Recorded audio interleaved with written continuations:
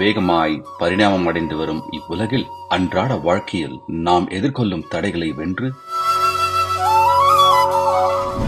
நாம் மேற்கொள்ளும் செயல்பாடுகளில் வெற்றி அடைய நாம் அயராது பாடுபட்டு வருகிறோம். தொழில் ரீதியான இலக்குவானாலும் சரி, நம் தனிப்பட்ட இலக்குவானாலும் சரி, மேம்படைய வேண்டும் என்ற ஊக்கமே நம்மை முன்னோக்கி தள்ளும் உந்து விசையாக அமைகிறது. இருந்த போதிலும் ஓய்வில்லா இப்பயணத்தினை நாம் ஊடுருத்து செல்லும் பொழுது வெற்றி என்பது நமது தனிப்பட்ட முயற்சியினால் மட்டுமே கிட்டுவது அல்ல என்பதை நாம் உணர்கிறோம். அத்துடன் ஆன்மீக வழிநடத்தலின் முக்கியத்துவத்தை ஏற்றுக்கொண்டு வெற்றியை நோக்கி நமது பயணத்தில் நம்மை ஒரு அன்னையாய் காத்து சுமக்கும் சாம்ராஜ்யலட்சுமி போன்ற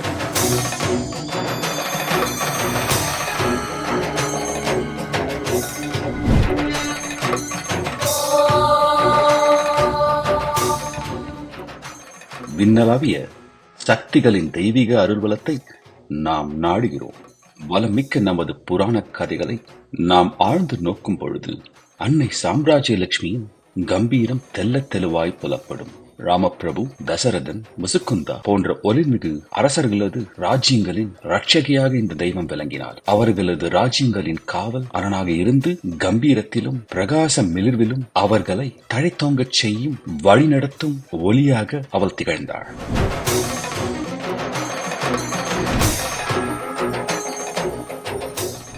சாம்ராஜ்யலட்சுமியின் அருளை இழந்ததே துரியோதனின் வீழ்ச்சிக்கு காரணம் என்பது இறை நம்பிக்கை.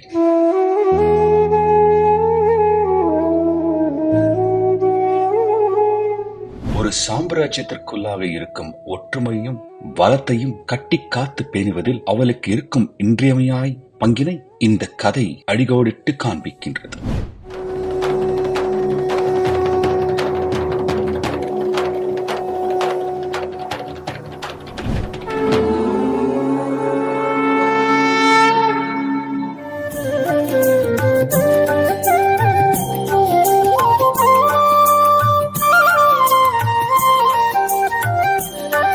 மன்னர் ஸ்ரீ கிருஷ்ணதேவராயர் பொக்கிஷமாய் போற்றிய அன்னை சாம்ராஜ்யலட்சுமியை மேதகு மன்னர் சிவாஜி தன் இதயத்தில் விசேஷமான ஸ்தானத்தில் கொண்டிருந்தார். மராட்டிய அரசின் காவல் தெய்வமாகவும் வழிநடத்தும் ஒளியாகவும் இருந்த சாம்ராஜ்யலட்சுமி சிவாஜியின் வாளில் உறைந்திருந்தாள் என்பது இறை நம்பிக்கை.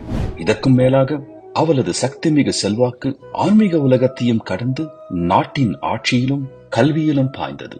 போற்றி பூசிக்கப்படும் சாம்ராஜ்யலட்சுமி பீட்டிகா எனப்படும் உரை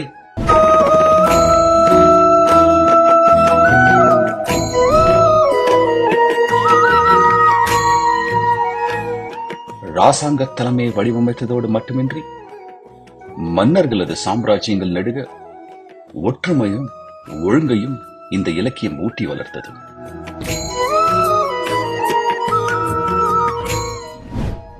நமது புராணங்கள் மட்டுமின்றி நமது வரலாறும் எண்ணற்ற உதாரணங்களால் நிரம்பியுள்ளது.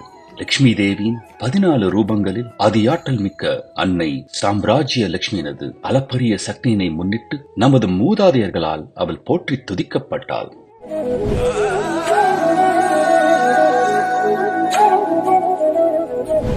இருப்பினும் கால ஓட்டத்தில் இந்த தேவியை வழிபடுவதன் முக்கியத்துவம் மங்கித்தான் போனது.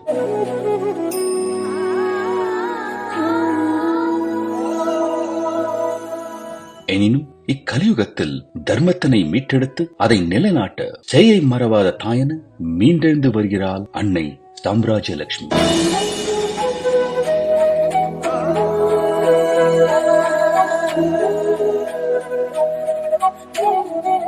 மன்னர்களும் மன்னர்களது ராஜ்யங்களும் தொலைதூர வரலாறாக மங்கிப்போன நமது நவீன காலங்களில் தேவி சாம்ராஜ்யலட்சுமியை வழிபடுவதன் ஏற்புடைமையை பற்றி சிலர் வினவக்கூடும்.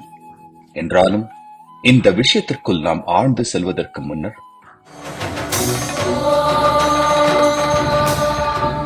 சாம்ராஜ்யம் என்ற சொல் உண்மையில் எதை குறிக்கின்றது என்பதை விளங்கிக் கொள்ள வேண்டியது முக்கியமானதாகும். பொதுவாய் நிலவும் நம்பிக்கைக்கு மாறாக சாம்ராஜ்யம் என்பது கைப்பற்றப்படுவதற்காக காத்திருக்கும் கோட்டைகளை கொண்ட ஒரு ராஜ்யம் அல்ல. அத்துடன் நமது ஆணைகளுக்கு அடிபணியும் சீடர்களை கொண்டதொரு குழுவும் அல்ல அது. நம்மில் ஒவ்வொருவரும் தலைமை வகித்து நடத்தும் மண்டலங்களை நாம் கொண்டுள்ளோம்.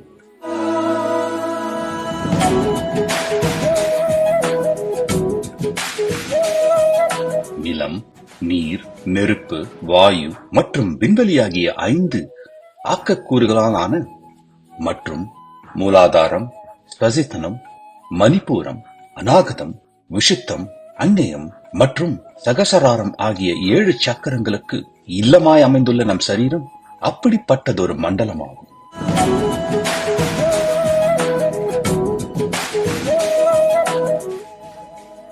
நமது சரீரங்களுக்கு அப்பாற்பட்டு நமது பணித்தளம் அல்லது சிறு வர்த்தகம் முதற்கொண்டு பெரு நிறுவனங்கள் வரைக்குமான வீச்சளவை கொண்ட மற்ற மண்டலங்களையும் நாம் ஆள்கிறோம். நாம் ஆளும் மண்டலங்களில் அங்கமாய் அமையும் நமது இல்லங்கள் மற்றும் நாம் வாழும் நமது சமூகங்கள் போன்ற தனிப்பட்ட இடங்கள், நம் வாழ்க்கையில் பங்கு பெறும் ஜனங்கள் ஆகிய அனைத்துமே சமமானதொரு முக்கியத்துவத்தை கொண்டவையாகும்.